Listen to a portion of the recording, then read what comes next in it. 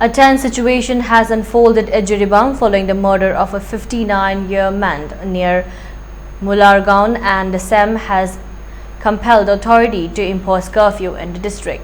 Last midnight, there were cases of arson at Laisabitol, Nunkal and Dibongkuno, but the motive behind the attack could not be confirmed as of yet. There was also a report of firing at a small village near Jiribam Chandrapur, and the villagers fled from the place for a while. Jiribam SP and Assam Rifles visited, and it was found that it was a Jawan of Assam Rifles on duty who fired a round in the air on seeing some unknown gunmen approaching the village. Sensing the situation, CRPC 144 has been imposed in Jiribam for an immediate indefinite period by the District Magistrate Jiribam.